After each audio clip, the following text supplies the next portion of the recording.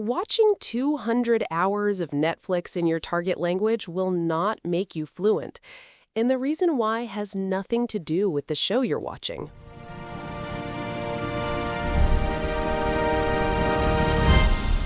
Okay, so I need to tell you something, and it's going to make some people angry. Uh-oh, that's a big opener. You know how everyone says, just watch shows in the language and you'll get fluent? I don't think that's true. I think it's actually a little bit of a myth. Wait, hold on. People swear by this. Watch Friends in Spanish, watch anime in Japanese. You'll just absorb it. You're saying that doesn't work? I'm saying it doesn't work the way people think it does. There's a difference between watching something and learning something. And I think a lot of people are watching for hundreds of hours and wondering why they're stuck at the same level. Okay, now you have my attention, because I've been doing this exact thing with French.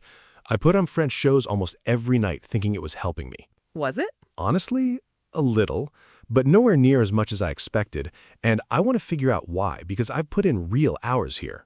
That's exactly the conversation I want to have today, because this isn't about telling people to stop watching shows. It's about understanding what's actually happening in your brain when you watch, and why passive watching hits a ceiling pretty fast. All right, so where do we start? Let's start with a story, because I think it explains this better than any explanation could. So there's a well-known case in language learning circles. A guy who moved to Japan, worked there for years, and watched Japanese television constantly, hours a day, dramas, variety shows, the news, all of it. That sounds like a dream setup, honestly. Total immersion. Right, that's what he thought too. And after a couple of years, his listening comprehension for slow, clear speech, like news anchors, was actually decent. But the second real people talked to him at normal speed, with slang, mumbling, regional accents, he was lost. And his actual speaking ability barely moved. Wait, so he understood the news but couldn't hold a conversation? Pretty much. And here's the part that stuck with me. He said watching all those hours felt productive. It felt like progress. But when he actually measured himself, tried to have real conversations, order food without pointing at a menu, argue with a landlord, he realized the hours of watching hadn't transferred into usable language. That's kind of unsettling because that's exactly what I do. I put on a French show, I follow the plot, I feel like I understand things, and I close the laptop feeling accomplished. And that feeling isn't fake. You probably did understand a lot. But understanding a show and being able to produce language yourself are two very different skills. This guy's story shows the gap perfectly. He built one skill really well, passive recognition, and left the other skill, active production, almost untouched. So it's not that watching does nothing, it's that watching only builds part of the picture. Exactly. And what makes it worse is that this feeling of progress can actually be a little addictive. You watch, you understand, you feel smart, so you keep doing more of the same thing, assuming more hours will eventually fix the gap. Right, because if 200 hours got you decent listening comprehension, surely 400 hours will get you speaking too. That's the trap. But the math doesn't work like that because the skill you're missing was never being trained in the first place.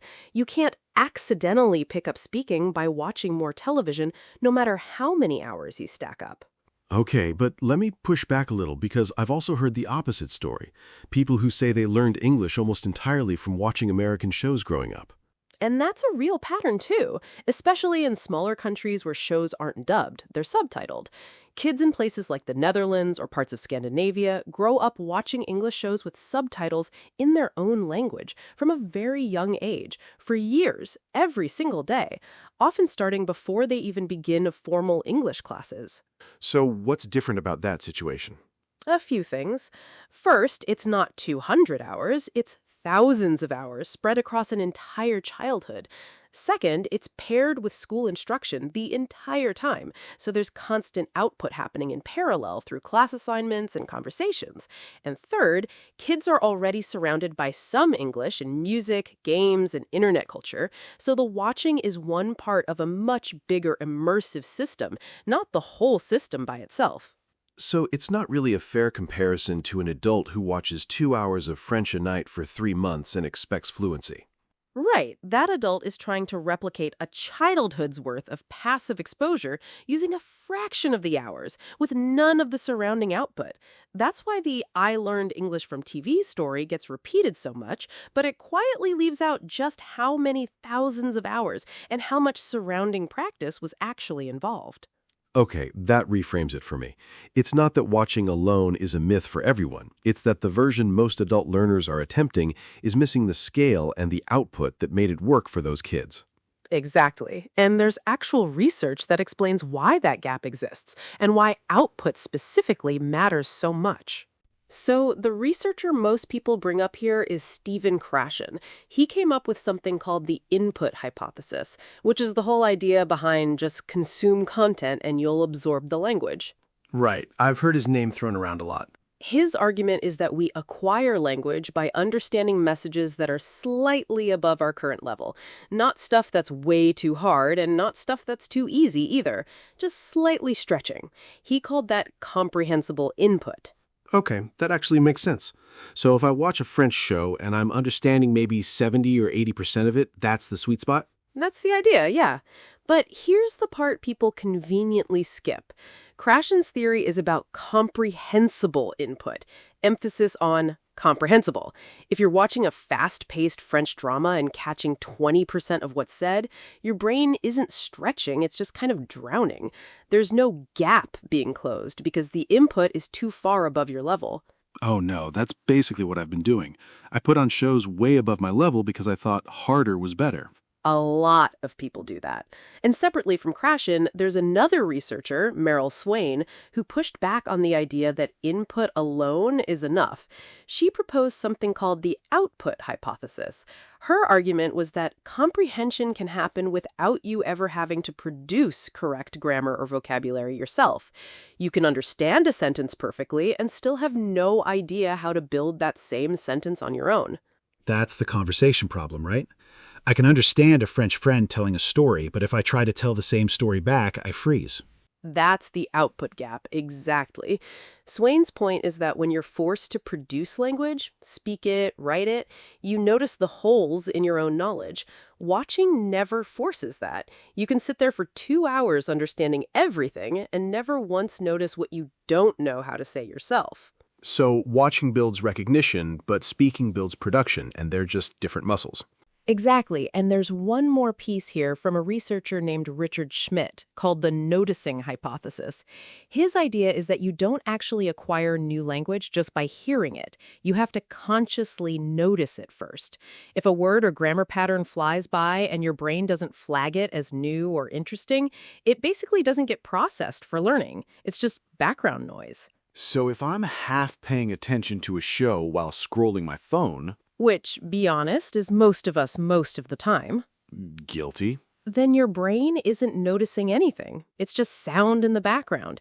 You could watch 1,000 hours like that and barely improve because nothing is being flagged as learnable.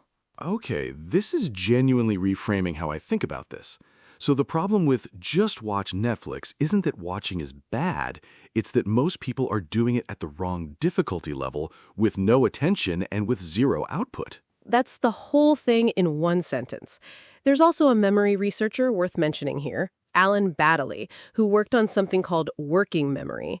His research showed that information only moves into long-term memory when it's actively worked with, repeated, connected to something you already know, or used in a new way. Passive exposure alone tends to fade out of working memory within seconds if nothing happens with it. So that explains why I can watch a French show, understand a phrase perfectly in the moment, and then 20 minutes later have zero memory that the phrase ever existed. Exactly. It touched your working memory for a second and then evaporated because nothing forced it into long-term storage. There's also a related idea from a researcher named Robert Bjork called desirable difficulty. His research found that learning which feels a little effortful, a little uncomfortable even, tends to stick far better than learning that feels smooth and easy. That's almost the opposite of how most people watch shows to relax. Right. And that's fine for relaxation. But if the goal is language learning specifically, some friction is actually a good sign, not a bad one. If watching feels completely effortless the entire time, you're probably not creating the kind of memory traces that last. So when I feel that little moment of, wait, what did they just say? Instead of ignoring it and moving on, that's actually the exact moment I should be leaning into. That's precisely the moment. That little friction is the doorway. Most people speed past it because it's uncomfortable, but that discomfort is doing the work. Okay, this is genuinely reframing how I think about this. So the problem with just watch Netflix isn't that watching is bad. It's that most people are doing it at the wrong difficulty level with no attention and with zero output, and they're skipping past the exact friction points that would actually help them. That's the whole thing in one sentence. And once you see those gaps, the level gap, the attention gap, and the output gap, and the friction you're avoiding, you can actually fix them, which is what I want to walk through next. So I use something I call the pause point method. It's built directly around fixing those 3 gaps, and it works with literally any show or video you already enjoy. Okay, walk me through it. Step 1 is choosing the right difficulty. You want something where you understand most of it, but not all of it. If you're catching almost everything, it's too easy and won't stretch you. If you're catching under half, it's too hard and it's just noise. Somewhere around 70 to 85% comprehension is the target zone. So for me, with French, that probably means slower shows or ones with characters who speak clearly, not some fast Parisian crime drama with everyone talking over each other. Exactly right. Save the crime drama for later. Start with something built for clarity. Got it. What's step 2? Step 2 is the actual pause point. Every few minutes, when you hit a sentence or phrase that catches your attention, something new, something useful, something you almost understood but not quite, you pause right there, not at the end of the episode, right in that moment. And then what? Look it up? Not yet. First, you try to guess it from context. Then you rewind 10 seconds and listen again, paying close attention this time. Only after that do you check a translation if you still need it. That's the noticing part, right? You're forcing your brain to flag it instead of letting it float by. Exactly. That single pause turns passive noise into something your brain marks as important. And here's step 3, which is the one almost nobody does. After you understand the phrase, you say it out loud yourself. Not repeat after the actor like a parrot, but use it in your own sentence about your own life. So if a French character says something about being tired after work, I'd pause, notice it, understand it, then make my own sentence like, I am tired after French class today. Exactly that. That's the output step Swain was talking about. That's the part that actually builds your ability to produce language, not just recognize it. What about subtitles, though? Everyone argues about this. Native language subtitles, target language subtitles, or no subtitles at all. Honestly, it depends on your level, and I don't think there's one right answer. If you're a beginner, subtitles in your own language can help you follow the story so you don't get lost, but they also let your brain lean entirely on reading and skip listening. If you're more intermediate, subtitles in the language you're learning are usually better because they reinforce the connection between the sound and the written word without doing all the work for you. And no subtitles at all? That's really for when your comprehension is already fairly strong, because otherwise you'll just default back into that 20% comprehension zone we talked about, which isn't useful. The subtitle choice should follow your level, not some rule you read online that says real learners never use subtitles. That's actually reassuring, because I felt guilty using French subtitles, like I was cheating somehow. It's not cheating, it's calibrating your input to be comprehensible, which is literally what Krashen's whole theory is built around. Guilt isn't a useful part of language learning. Okay, so to summarize, pick content where you understand most but not everything, pause on things that catch your attention instead of letting them float by, choose your subtitle setup based on your actual level, not on some rule, and then make your own sentence with it out loud so you're producing, not just absorbing. That's the whole method. 3 pauses per episode is enough. You don't need to turn every show into a study session. Just 3 real pause points with real attention and real output will do more for you than 3 entire seasons watched passively. That's honestly a relief, because I thought this meant I had to stop watching shows for fun. Not at all. Watch for fun most of the time. Just build in those 3 pause points here and there, and you'll notice the difference within a couple of weeks. I'm actually going to try this tonight. I've got a French show queued up already. Perfect test case. Report back. I will. Speaking of test cases, how's your Spanish going with this method, honestly? It's slower than I want, if I'm being honest. But the pause points have caught me so many small things I would have completely missed otherwise. Little connector words, the way people actually soften requests, stuff that never comes up in a textbook. That tracks with everything we just talked about. The textbook gives you the rules, but the pause point gives you the actual noticing. Exactly. Okay, before we wrap up, let's go back through the key words and phrases we used today, since a few of them are genuinely useful for everyday English conversations, too. First one, to hit a ceiling. We used this to describe when your progress stops improving no matter how much effort you put in. My vocabulary hit a ceiling until I started reading more. Second one, to transfer into something. We said his hours of watching didn't transfer into usable language. That means the effort in one area didn't turn into ability in another area. Studying grammar rules doesn't always transfer into speaking well. Third, to stretch you, or a stretch. We use this to describe content slightly above your level. This book is a bit of a stretch for me, but I'm understanding most of it. Fourth, to flag something. We talked about your brain flagging new words as important. I flagged that word because I'd never heard it before. And last one, to float by. We said unnoticed words just float by without being learned. If you're not paying attention, new vocabulary just floats by. Great list. All right, that's it for today's episode. Go pick a show, find your pause points, and actually say something out loud for once instead of just nodding along. See you next time.